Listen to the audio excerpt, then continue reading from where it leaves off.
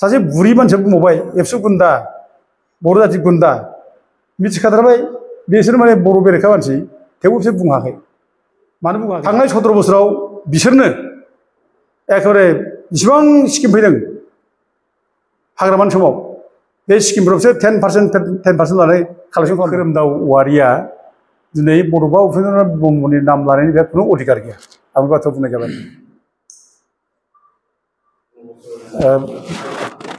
रायजो राजाफोरखौ बयखौबो खुलुमबाय आरो लोगोसे खौरां बुथुमगिरि बिथांमोनखौ बरायनानै लाबाय दा जों बेयाव खौरांगिरि मेल लिंनाय जादों बिनि खारना जाबाय मैया एबसुनि भाइस प्रेसिडेन्ट खोरोमदाव औवारिया आंनि सायाव गोबां बाथ्रा बुंदों दा फार्स्टआव बिथाङा बुंदों जे दावराव देख्रेब नार्जारिया मा मावदों बेहा मा कन्ट्रिबिउसन दं बे मोनसे ओमफ्राय नैथि पइन्टआ जाबाय बे दावराव देख्रेब नार्जारिनि न'आव थांनानै बुख्रुब मानसिफोर नुगोन होननायनि बाथ्रा ओमफ्राय बिदिनो जोंखौ माने सिदा फेंनो आरोखि जाथि बेरेखा मावग्रा दावराव देख्रेब नार्जारिखौ जों सिदा फेंगोन बिदि बाथ्रा बुंनाय बिनि सायावनो आं मोनसे सुंद'यै आङो क्लियारिफिकेसन सानदों अदेबानि आंहा बिनि बुंनायाव खुनु माने गुरुत्थ' गैया आं सानो माने क्लियारिफिकेसन होनांगौ दं बादि आं साना थेवबो रायजो राजानो मिथिनाया मोजां दा फार्स्टआव बे बुंदों दावराव देख्रेब नार्जारिया मा मावदों मा कन्ट्रिबिउसन दं आं बेखौनो बुंनो सानदों दा बर' जाथियाव बुंनो थाङोब्ला बर' जाथि दानायनि खेथ्रआव बर' हारियानो गोरिब गुन्द्रा जाम्बा जाम्बि बयहाबो एफा एनै कन्ट्रिबिउसन दं दा बर' जाथियानो बुंनो थाङोब्ला स्ट्रागलजों फैनाय गुदिनिफ्रायनो बे स्ट्रागलजों फैनायाव आइ आफा जाम्बा जाम्बिफ्रा जाय जेरै हांगौ ओरै कन्ट्रिबिउट खालामदों सोरबा आन्दलनाव लोगो नांगौ आन्दलनाव लोगो लाफादों सोरबा माइरं खिन्दासे हरदों सोरबा थाहोदों जाहोदों बेबायदि बयबो बर' फिसाहानो कन्ट्रिबिउसन दं आं ओंखायनो बयबो बर' फिसाखौनो कन्ट्रिबिउसन दं होननानै आं माने बर' हारिखौनो आं सिबियो बरायो दा कन्ट्रिबिउसन आंनि खोथा बिथाङा बुंदों दा जोङो रमान स्क्रिप्ट जेब्ला जायो जों बेयाव थैसोम थांसोम जों ओंखारदों जेब्ला बर' भाषाखौ स्कुलाव थिसननायनि आन्दलन जायो बेयावबो थैसोम थांसोम जों ओंखारदों आंथ' बुजाबोदों रमान स्क्रिप्टनि आन्दलनाव बे ओमफ्राय आङो फार्स्टआव आं बुंनो लुबैदों बे आं कन्ट्रिबिउसन होननायनि बाथ्रानि सिगां जे जोंनि न'खरनि बेकग्राउन्ड दा जोंनि न'खरनि बेकग्राउन्ड बुङोब्ला जोंनि आफाया ब्रिटिशनि समाव गोदो एखेबारे बे धुबुरियाव फेरियाव बियो माने माल बोख्लायग्रा माल थिखांग्रा बे साख्रिखौ मावोमोन दा दिनैनि दिनाव हयथ' बे क्लास 8 फरायनायमोन बे समाव दा बेहायथ' दिनैनि दिनाव बियो माने कास्टम अफिसारफोरनि रेंकआव फैगौमोन आरोखि बे दा बेहा बै समावनो आफाया बेबायदि कन्ट्रिबिउसन दङ ओमफ्राय बियो साख्रि गारनानै न'आव थाफैदों नायल' जाल' सासेल' फिसाला हौवा हिसाबै ओमफ्राय आफाया माने बिटिपिनि सेक्रेटारि जादों बै समनि बिटिपिनि सेक्रेटारिया बिराद गिदिर जों जेब्ला उन्दै उन्दै बे समनिफ्राय बे बिटिपिनि सेक्रेटारि जादों आरो बे बिटिपिनि सेक्रेटारिफोरनो समाजखौ दैदेनो बिसोरो खाङो दा बै समाव बिसोर समाजखौ बेंदों समाजखौ नायदों आरो आफामोननि समावनो रुपनाथ ब्रह्मआ जेब्ला मन्थ्रि जायो बेयाव बिसोर गोबां बिदि मन्थ्रि जानाय समाव सहाय होदों आफाया इलेक्सन एजेन्टबो जादों रुपनाथ ब्रह्मनि आरो बै समाव आफामोननि समाव जोंनि जायगायाव बै जोंहा बिष्णु प्रसाद राभा बे फैदों आरो इभेन जोंना भुपेन हाजरिका बिसोरबो जोंनि जायगायाव फैनानै थाफैयोमोन होननानै जोंनि आफामोनहा खोन्थालांदों दा बे हिसाबै जोंनि न'खरनि बेकग्राउन्डआ बै समावनो समाजजों सोमोन्दो थानाय आरो लोगोसे आफानि उननिफ्राय जोंनि बिदा फंबायनि गेजेरावबो समाजजों जथेस्थ' लिंक लाबोदों रमान स्क्रिप्टनि आन्दलनावबो जोंनि आदामोन आब'मोन जथेस्थ' इनभल्भ जादों आरो बे भाषा थिसननाय बेयावबो जोंनि आब'आथ' आरोबाव आब' मालथिया बेथ' जेल जादों रमान स्क्रिप्ट आन्दलनाव बेबो जेल जादों दा गथे जोंनि न'खरा बै समनिफ्रायनो कन्ट्रिबिउसन दं दा जोंना खोरोमदाव औवारिया सोंलाबायनाय जे मा कन्ट्रिबिउसन दं मा अबदान दं बे बाथ्रा बेथ' उननिसो खोथा सिगाङावनो जोंहा न'खरनि बेकग्राउन्डआ बिराद मोजांखा जोङो बिराद समाजजों लिंक लाबोनाय बे न'खरा ओंखायनो जोंनि जोनोमगिरि बिमा बिफानि सायाव आंहा गौरब थायो आरो बे न'खरा गोबां कन्ट्रिबिउसन होदों दा जिखुनु जादों बे रमान स्क्रिप्ट मुभमेन्टनि उनाव आङो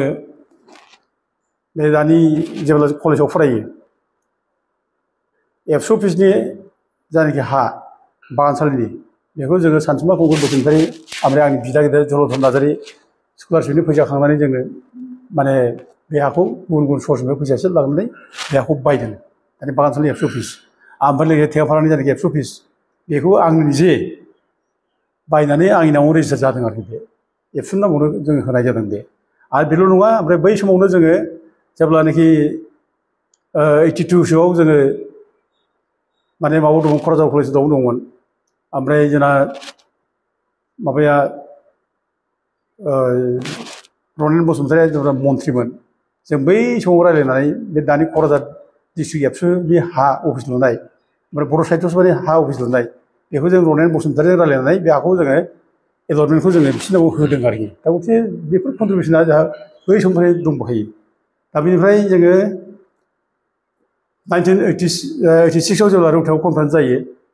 रौतायाव कनफारेन्स जाब्ला बड'फा उपेन्द्र ब्रह्मआ डाइरेक्टलि आंखौ लानो थांनानै माने ट्रेजारार बेनो आंखौ होदों आं ओरैनो डिस्ट्रिक्टआवबो आनसलिकआवबो बिबानगिरि दंखायोमोन आङो रौता कनफारेन्सआव आंखौ ट्रेजारार होदों उपेन्द्र ब्रह्मआ आरो बे समनिफ्राय जोंहा क्ल'ज मोनसे रिलेसन थादों उपेन्द्र ब्रह्मआ जेब्ला प्रेसिडेन्ट जायो रौतायाव बे समनिफ्रायनो सानजों बिदि साख्रि गारनाय आरो आं दंमोन साख्रिखौ सानजों गारहैदों आरो साख्रि गारनानै बिथाङा आंनि न'आव थाफैदों आन्दलना ओमफ्राय स्टार्ट जादों बेथ' आरो बेखौ बयबो मिथिखानाय बाथ्रा आरो बिनिफ्राय जेब्ला माने 88 आव जेब्लानाखि बासबारियाव एबसुनि कनफारेन्स जायो बे एबसुनि एनुवेल कनफारेन्सआव आङो बड'फा उपेन्द्र ब्रह्मखौ गोदानै आरोबाव आन्दलन खालामनांगौ होननानै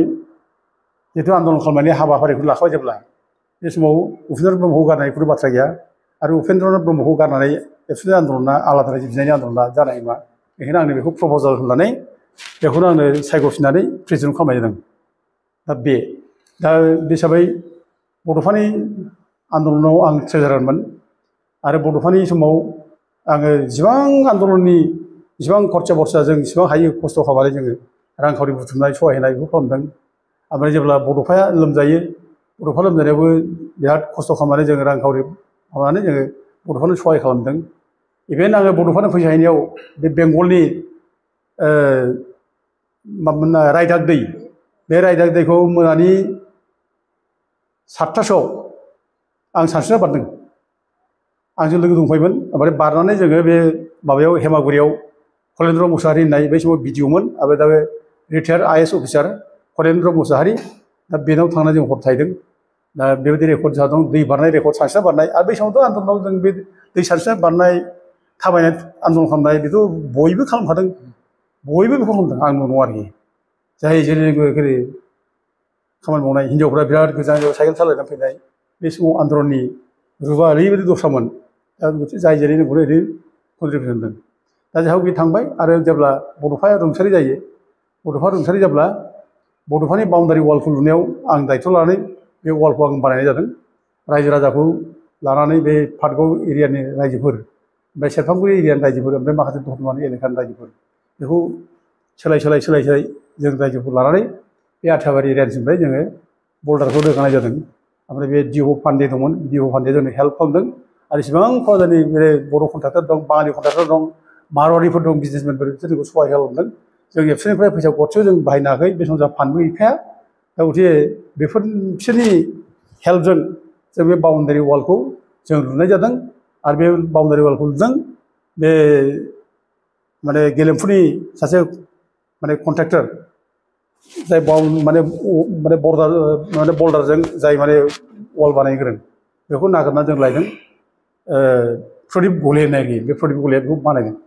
दा बे आंनि इनिसियाव जानाय आंनि बेखौ बानायनाय बेखौ रोखा बुंनो हायो खिन्थु आं दा खोनानो मोनदों मा उरखाव उरखा ब्रह्मआलायनो माने गावसो बानायदों होननानै आं बुंनाय खोनायो आरोखि दा एबसुनि सिगाङाव सोरबा बुङैनो बे दतमानि बाउन्डारि वालआ गाव बानायनाय आरोखि दा बे गोबां हिस्ट्रि दंबायो बे माने उपेन्द्र ब्रह्मखौ बोरै बेयाव फबनानै लांनाय जाखो मानो बेयाव फबहैखो आं खिन्थु लुबैदोंमोन बे दानि बड'लेण्ड इउनिभारसिटि जेराव जादों बेयावनो बे फोथार लांनो आंहाय बेयाव फबनो होनदोंमोन खिन्थु आदा सामेश्वर बिदाया बेखौ बुंबाय आं न'आव लाना फबनाय जायाखै ओमफ्राय एबसुनि आनसलिकनि सिएमफ्राबो बुंबाय लांसै हजों होननानै बे खेथ्रआव लांनाय जादों ओमफ्राय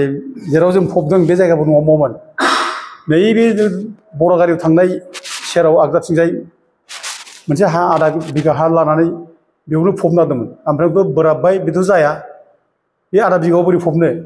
दा बै समाव जोंनि माबाया रला बिराद माने गोख्रोंथारमोन आरोखि जोंखौ मानियोमोन जों बुंनोबो हायोमोन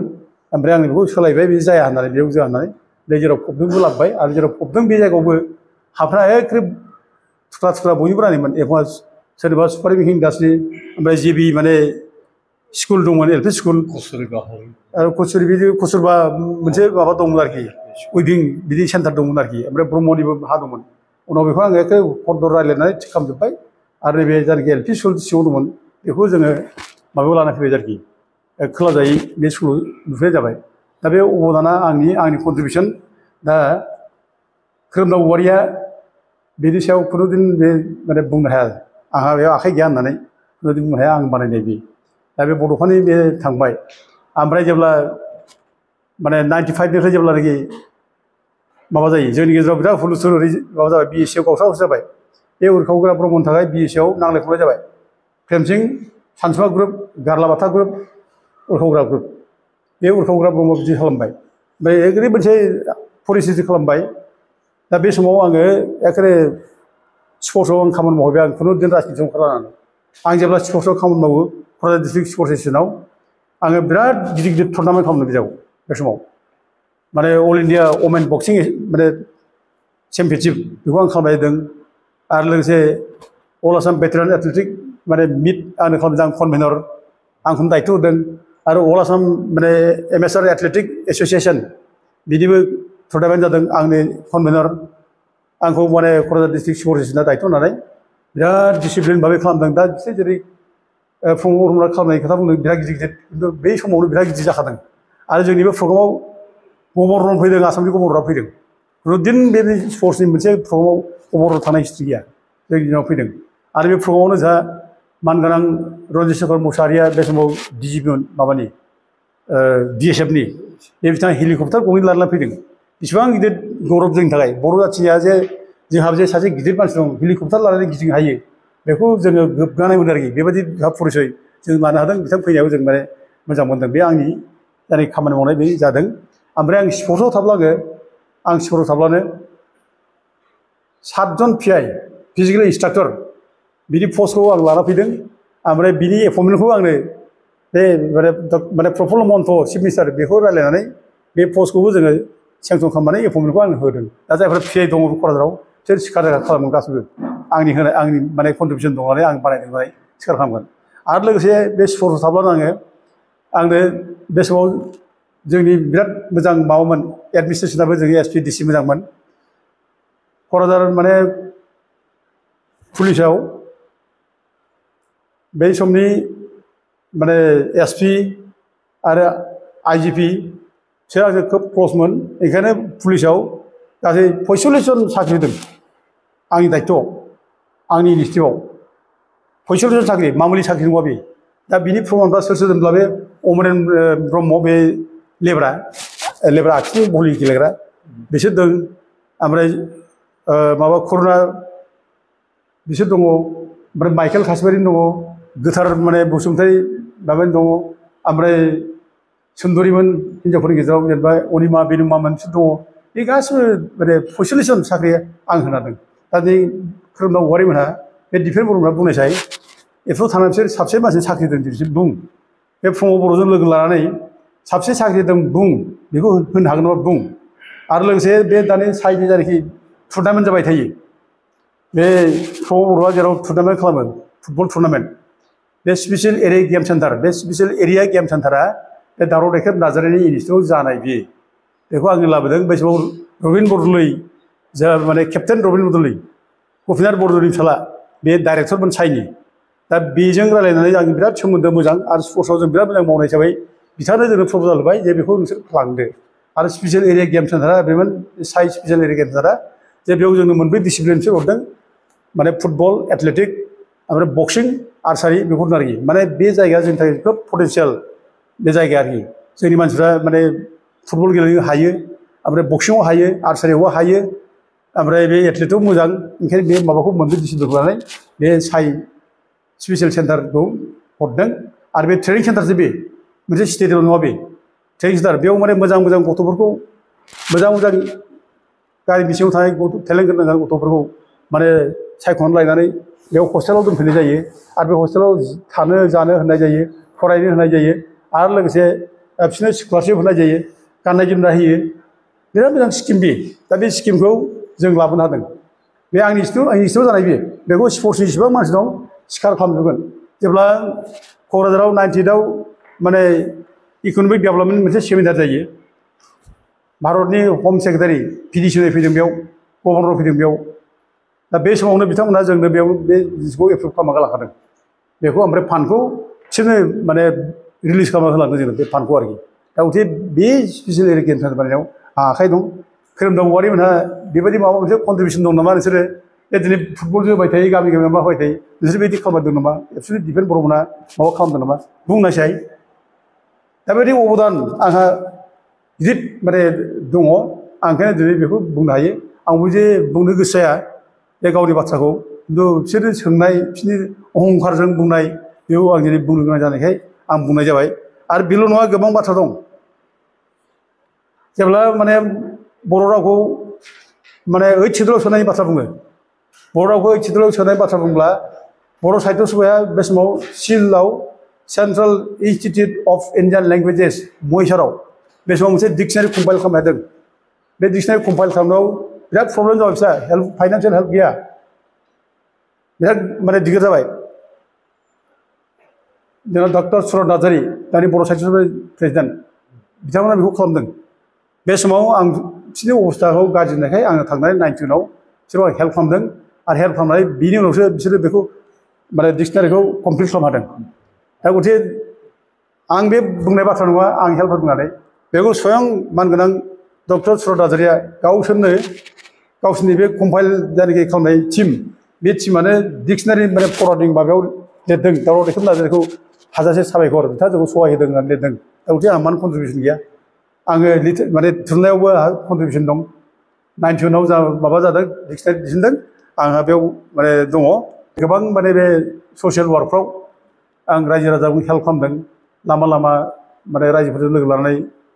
लामा बानायनाय जेनेबा नै बै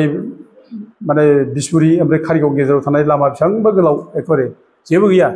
बे रायजो राजाखौ लानानैनो आङो हा खोनाय जादों एकेबारे लामाखौ बानायनाय जादों बिराद मोजाङै 6 किल'मिटारसो जादों बे लामाया रायजो राजाखौ लाफानानै आरो नैबे माबानि 16 नं आमगुरि बिनि लामा बेसेबांबा गोलाव बेखौ जोङो रायजो राजाखौ लानानै खालामनाय जादों बेखौ खालामनाय जाहैबाय गोरिब गुन्द्रा आइ आफाजों जों जुदि लोगो लानानै खामानि मावोब्ला गोरिब गुन्द्राखौ मोनसे मन'बल होनाय जायो गोरिब मानसिब्लाबो थांनानै थानाय मोनसे साहस फैनांगौ बे साहसखौ होनाय जायो ओंखायनो जोङो बेखौनो ससियेल वर्कार हिसाबै जोङो रायजो राजाखौ लाफानानै जों खामानि मावदों दा आंहा बेबायदि मोनसे गोबां बिदि रायजो राजानि गेजेराव खामानि मावनायनि गोबां रेकर्ड दङ आं दिनै बेखौ बुंनो लुबैजोबाखै गासिबो खोथा दा बेखौ दोनथ'नानै दानि आं खोरोमदाव औवारिया जे वार्निं होदों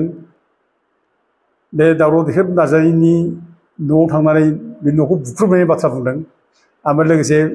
हारिनि बेरेखा मावग्राखौ जों सिदा खालामगोन दावराव दैखेब नार्जारिमोनखौ जोङो माने सिदा खालामगोन अमरसिं ब्रह्मखौ बे बाथ्राखौ आं दिनै एसे माने बुंलांदों दा गिबियावनो लुबैदों आङो जे खोरोमदाव औवारिया एबसुलि भाइस प्रेसिडेन्ट दा बियो सेमोनहाय मोनसे खोथा बुंदों बे जे बड'लेण्ड रायजो मोननायनि क्राइटेरिया गैया होनना बुंदों दा बे बड'लेण्ड रायजो मोननायनि क्राइटेरिया गैया होनना बुंनाय बे खोरोमदाव औवारिया दिनै बड'फा उपेन्द्रनाथ ब्रह्मनि नाम लानायनि बेहा खुनु अधिकार गैया आं बे बाथ्रा बुंनाय जाबाय आरो जोंखौ माने दावराव दैखेब नार्जारिया मा मावदों होननानै बुंनायनि बेहा खुनु मोन्थाय गैया बेहा नोङो रायजो मोननायनि क्राइटेरिया गैया होननाय बुंनाय मानसिया नों बोरै दिनै बड'फानि नाम लानो हायो नोङो बोरै बड'फानि बाथ्रा बुङो बर' जाथिनि बाथ्रा बुङो दा खोरोमदाव औवारिया माने दावराव दैखेब नार्जारिखौ सिदा खालामगोन होननाय बाथ्रा दावराव दैखेब नार्जारिया सिदाखा जोंखौलाय मा सिदा खालामनोसै जों जाथिनि थाखाय मावबोगासिनो दं जाथिनि गाबथागासिनो दं जाखिनि मावनांगौ जाथिनि थाखाय जों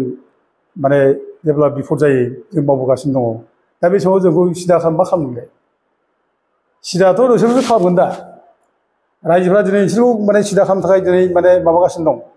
नोंसोरखौ फेंनो जागासिनो दं दा अदेबानि मोनसे बाथ्रा बे सैथो बाथ्रा जे औवा बोरायखौ फेंनो हाया औवा गोरलैखौ फेंनो हायो होननाय बाथ्रा दा खोरोमदाव औवारिमोन बादि बोराय हाब नों एबसु थानाय मानसि बे दिफेन बर'म बादि बोरायनानै बिसि फिसा जानानै एबसु थानाय मानसि बेखौ फेंनो हानाय नङा रावबो बिसोरो माने बायगोन नङाबा माबा जागोन आरोखि बिसोरो दा बेबायदि मानसिखौ फेंनो हाया दा दिनै जार फले दिनै बिसोरो दिनै गावसोरनो बायदों गावसोर दिनै गोलैदों दिनै इउ पि पि एल खौ सापर्ट खालामबाय बिसोरो भुल खामानि मावनानै दिनै रायजोफ्रा बिसोरखौ फेंनो हादों जरदब गोलैजोब्बाय दिनै मा थाखो जोंलाय दाथ' गोलैजोब्बायना बिसोरो दा मोनसे बोरायनाय औवाखौ जों फेंनो हाया दा जे बोरायनाय मानसिफोरखौ सिदा खालामनो नागिरनाय दिनै बिसोर जरदब गोलैगासिनो दं जों बुंगासिनो दं जे भुल लामाजों थांबाय एबसुआ भुल जाबाय एबसुना बे बाथ्राखौ बुंगासिनो दं खिन्थु बिसोरो दिनै गावसोरनि भुलखौ स्वीकार खालामनो नागारै माने जानला मोनला सोरखौबा सिगिनाय जायखौ बेखौनो माने धमकि होनाय गाज्रि बाथ्रा बुंनाय दिनै बेनि थाखाय रायजो राजाफोरखौ गाज्रि मोनदों दिनै रायजो राजाफ्रा बिसोरखौ दिनै नेवसिदों बेबायदि भुल खोथा बुंनायनि थाखायनो नङैनो खोथा बुंनायनि थाखायनो बिसोर गाज्रि मोनदों दा दिनै सोरखौ फेंनो हले दिनै नोंसोरखौसो रायजोफ्रा फेंनो ओंखारगासिनो दं दा दिनै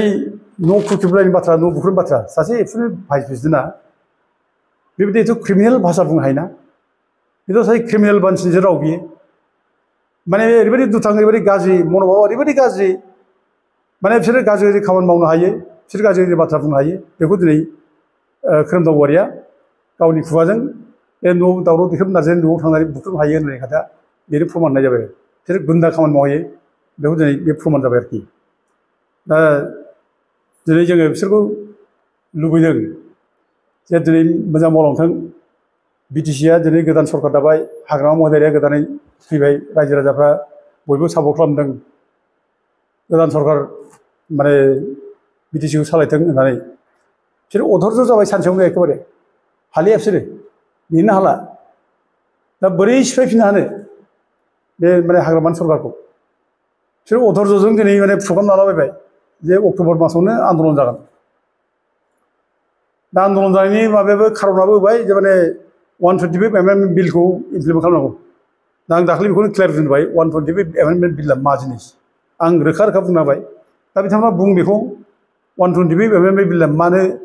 मावफुंजायाखै मानो बेनि थाखाय आन्दलन खालामदों बेखौ क्लियार बुं बिसोर बेखौ बुङाखै बिसोरो खिन्थु जोंखौसो वार्निं होबाय जोंखौसो हुमखि होबाय दा दिनै जोंखौ हुमखिनानै मा मोनखो दा बड'फा उपेन्द्र ब्रह्मनि मुर्ति देख्लादों होननानै सोरखौ दायहैखो दा जोंखौसो माने रेसपन्सिबोल खालामबाय बे दावराव देख्रुब नार्जारिमोनहा एबसु रायनायनि थाखायनो बे दिफेन बर'खौ खोरोमदाव औवारिमोनखौ बुंनायनि थाखायनो दायहैनायनि थाखायनो दिनै बड'फा उपेन्द्र ब्रह्मनि माने मुर्ति देख्लाबाबो मानसि जन्म जाबाय ओरै होनबाय आरोखि थारमाने बिसोरना मा जोंखौ दाय होनानै आसल मुर्ति देख्लाग्रा जाहाथे बारग'यो बाथ्रा बेसे बिसोरनि बुंनाय रावा आसल मुर्ति देख्लाग्रा दायनिगिरिया जाहाथे बारग'यो दावराव देख्रुब नार्जारिमोनखौ दाय होनानै जाहाथे ओमफ्राय गावसिनि जायनि माबाफोर दाय दसफोर गावसिनि भुल डिसिसनफोर बेखौ जाहाथे बिसोर होखोमानो हायो बे होखोमानो थाखायनो बिसोरो दिनै दावराव देख्रुब नार्जारिमोनखौसो टारगेट खालामना बुंबाय बे दावराव देख्रुब नार्जारिमोननि थाखायनो माने बड'फानि मुर्ति देख्लाग्रा मानसि जन्म जाबाय ओरै होनना बुङो आरोखि दा बड'फाखौ एथ' गाज्रि खोथा बुंदों रन्जित देखा होनाया बे सासे उग्रबादि होनना बुंदों बड'फाखौ बे माने उपेन्द्र ब्रह्मनि समावनो बिराद माने मानसिफ्रा माने थैगारदों बमा बारुदजों थैनांदों एथ' गाज्रि खोथा बुंदों बड'फाखौ दा बिसोर मिथिखा हसिखा बेखौ जेबो बुंनो हायाखै जाय दसि बड'फानि दसि सुथुर बे सुथुरखौ बिसोर बुंनो हायाखै लोगोसे नोङो सासे बुरि मानसिया बुंबावबाय एबसु गुन्दा बर' जाथि गुन्दा मिथिखाथारबाय बिसोर माने बर' बेरेखा मानसि थेवबो बिसोर बुङाखै मानो बुङाखै बिसोरखौलाय दा बड'फानि बेरेखा बुंनाय बड'फाखौ माने गाज्रि माबानाय बिसोरथ' सरकार दखान हागौना बेबायदि मानसि बिदि एलिमेन्टफ्रानो बड'फानि मुर्ति देख्लानोबो हागौ बा माबा मोनसे खालामनोबो हागौ दा बिसोर नोजोर गैया आरोखि सोर खालामदों बिसोर बेखौ नागिरनो गोसो गैया बिसोरखौ दोनखोमानाय जाहाथे बिसोर बारग'यो माने बिसोरखौ बारग' होनानै दोनखोमानाय दस्रि मानसिखौ दोनखोमानानै माने दावराव देख्रुब नार्जारिमोनखौ अमरसिंहमोनखौ बुंनानै जाहाथे माने दाइभार्ट खालामनो हायो गावसिनि गोरोन्थि मावनाय गावसिनि भुल मावनाय बेखौ दाइभार्ट खालामनो हायो बेनि थाखाय बे बाथ्राखौ दिनै बिसोरमोना बुंदों आरोखि नङै बाथ्रा बुंनाय दा दिनै आं रायजो राजाखौ आं एसे बुंबावनो लुबैदों रायजोफ्रा दिनै साबधान जानाया मोजां आरो बिटिसिआव माने थानाय खुंथायाव थानाय हाग्रामा महिलारिनि जायनाखि टिम बिसोरबो साबधान जानाया मोजां दा नङै नङै फिसा फिसा बिसोर दिनै इसु बानायगोन बिसोरो जाथारै जाथायखौनो दा बुंलाबायगोन रन्जन दैमारिया गनांसिगौ रन्जन दैमारिखौ मा मावाखै ओरै होनलागोन बिसोर दा खिन्थु गावसोरसो जेबो मावनो हायाखिसै 5 बोसोर बिसोर ओरैनो दिन थांबाय बेखौ बिसोर जेबो बुंनाय नङा खिन्थु दासो बुंगोन बिसोर दा रन्जन दैमारिखौ मा मावाखै दा बिदि आन्दलन खालामजागोन बिसोर दा बेफोरबायदि खार्यकलापखौ बिसोर खालामगोन दा फिसा फिसा दाय लानानै फिसा फिसा दाय नागिरनानै बे माने बिटिसिखौ डिस्टार्ब खालामनाय बिटिसिखौ मावनो माने खाबु होयै बेखौ खालामबाय थागोन बिसोरो बिटिसि माने बिटिआर एकर्डआ मावफुङाखै होननानै बिटिआर एकर्ड मावफुंयैनि दाय होगोन बिसोरो बेबायदि खामानिखौ बिसोर मावबाय थागोन ओंखायनो जों दिनै माने बिटिसि खुंथायनि जायनाखि बिपिएफ नेताफोर हाग्रामा महिलारि दैदेननाय नेता माबा बिदि कलिगफोर साबधान जानांगोन दा नोङो जों रोखा रोखा बुंबाय थादों जे रन्जन दैमारिखौ गनायनि बाथ्राया बिसोरो एकर्डआव लिरनानै लाबोखायाखै बिटिआर एकर्डआव गैखाया बिसोर बिटिआर एकर्डआव लिरनानै लाबोयोब्ला स्रा जागौमोन रन्जन दैमारिखौ गनाय बाथ्रा बुङाखै बिसोर रन्जन दैमारिजों लोगोसे जेसेबां माने क्रिमिनेल केस हाइनास केस गोनां बिसोरखौ जेलाव दोननायसो बाथ्रा बुंदों बिसोर नान हाइनास केसखौल' जास्ट माने जाहाथे आयेन बादियै माबानाय जायो गभर्नमेन्टआ नायनाय जायो गभर्नमेन्टआ नायगोन बेखौ बुंनाय जादों खिन्थु हाइनास केसफोरा जेराव दङ जेराव दङ बिसोर थागोन जेरावनो होननाय जादों दा गथे दिनै बिसोरो जेबो खामानि मावबोआखिसै रन्जन दैमारिखौ जेबो खालामा बख'नायनि थांखि लानो हायाखिसै बख'नो हायाखिसै दा दिनैसो बिसोर मा खालामदों माने हाग्रामा महिलारिखौ जाहाथे बिटिसिआव मोजाङै मावनो हाया बिटिसिखौ जाहाथे खोब माने माबा खालामो डिस्टार्ब खालामबाय थानो हायो बेनि थाखाय बिसोर दिनै बायदिसिना इसु लाबोनानै बिसोर दिनै दावराव खालामगोन रन्जन दैमारि गनांगौ होनगोन बिटिआर सुक्ति इमप्लिमेन्ट जानांगौ होननांगोन खिन्थु बिटिआर सुक्ति बबे दफाखौ इमप्लिमेन्ट खालामनांगौ बिदि बिसोर डिस्टिंक्ट मोनसे क्लियार बिसोर होनोबो हाया बबे सुक्तिखौ इमप्लिमेन्ट खालामनांगौ बुंबो हाया दाथ' हम मिनिस्टारा 98 पइन्ट माने माबाखौनो इमप्लिमेन्ट खालामबाय होनबाय 98नो हम मिनिस्टार बुंनाया अमित शाह बुंनाया आरो दिफेन बर' गावबो बुंदों माने 95 ना बेसेबां दिफेन बर'आ गावबो बुंदों इमप्लिमेन्ट जाबाय होनना बुंदों दा अब्ला बबे दफाखौ इमप्लिमेन्ट खालामदो दिनै बिसोरथ' बुंनो हाया बेनिखायनो जोङो बेखौ रायजो राजाखौ जों साबधान होयो रायजोफोर दा बिसोरबायदि मानसिनि बुंनायाव जोङो मिस्टेक जानो नाङा बिसोर नङैनि खोथा बुंनानै रायजोखौ आन्दायहोगोन बिस्रा दिनै इसु गैया बिस्रा दिनै नों आंखौ दाय होनाय नों आंखौ सिगिनाय दादागिरिजों माने एबसु सालायनाय बिदिखौ बिसोर खालामबाय थागोन दा आं जोबनायाव बुंनो लुबैयो बेखौनो रायजो राजायाव गोरायैनो जे रायजोफोर बे दिफेन बर'मोननि जायनाखि लिडारशिप बेखौ दा रेजेक्ट खालामनांसिगौ बिसोर थानो मोना एबसुआव बे खोरोमदाव औवारिनि बे बारायहाब बे एबसु खालामनाय बे थानो मोना गारनांगौ गोदान गथ'फोर दं मोजां गथ'फोर दं लेखा गोरोंफोर दं बिसोरखौ होनांगौ जाथिखौ मोजां दैदेननांगोन जाथिया मोजां जानांगोन आरो बिसोरनि आखायाव जाथिया बिसोरबो देवानि मानसि बिसोर दालाल मानसि बिसोरो दिनै बिजेपिनिबो दालाल खालामगोन एर'प्लेन गाखोनाय माने केम्पेन खालामगोन माने इउपिपिएलबो बिसोर माने दालाल खालामगोन बेबायदि दालालजों बिसोर दिनै माने जाथिनि गिदिर खोथा बुंलांबाय थादों बिसोरो बड'फानि आदर्श गाफ्लेजोब्बाय बड'फानि आदर्श बिसोराव जेबो गैया दा आं खावलायबावो मोनसेबाव आरोबाव जे थांनाय 17 बोसोराव बिसोरनो एखेबारे जेसेबां स्किम फैदों हाग्रामानि समाव बे स्किमफोराव बिसोर 10% लानानै कालेक्सन खालामदों स्कुल कलेजफ्राव बिसोर माने टिचारफोरनिफ्राय मान्थलि बिसोर कालेक्सन खालामदों बिसोर बेसेबां कौटि कालेक्सन खालामदों हिसाब गैया हिसाब होनो हाया बिसोरो दिनै अथ'सो दाय होदों मा हाग्रामायाव करापसन खालामदों दाय होदों उल्था बिसोरो बेरै नाथाय बेबो बिदि जानो हागौ बेबो जानांगौ जेब्ला अन्थाइ थरसे गोलैयो एबसुनि सेंग्राफोर थागोन जेब्ला इथा दरसे गोलैयो बेयाव थाङो मान फाथाय हरो कालेक्सन खालामनो बाला मोनसे गोलैबानो बिसोर गारदों बेखौलाय बिसोर कन्ट्राक्टरसो नागिरो कालेक्सन खालामनो एबार जाहाथे खुनु मोनसे रावबो जाहाथे माने कन्ट्रिबिउट खालामा जाहाथे हेल्प खालामा बेनि थाखाय साबधान जानांगौ खुनु कन्ट्राक्टरा रावबो गरसे फैसा हरनो मोना खुनु स्किमनिफ्राय अबेबा अन्थाइ गारनायनिफ्राय अबेबा बाला गारनायनिफ्राय अबेबा मोनसे खामानि मावनानै लानायनिफ्राय जों माने बे गरसे थाखा जों हरनो नाङा स्ट्रिक्ट जानांगौ आरो बिसोर जाथिनि मावग्रा नंखाया जातिनि थाखाय मावनो ओंखारखायाखै बिसोर डिस्टार्ब खालामनो ओंखारखादों दा गथे आं बयबो खावलायदों सोरबा कन्ट्राक्टरा जुदि हरोब्ला बिसोरो लाइसेन्सखौनो दाननांगौ आसलथे रावबो हेल्प खालामनाङा दा आं रायजो राजाखौ बयखौबो साबधान जानो थाखाय आं बयखौ खावलायनानै आंनि बुंनायखौ बेयावनो फोजोबबाय गोजोन्थों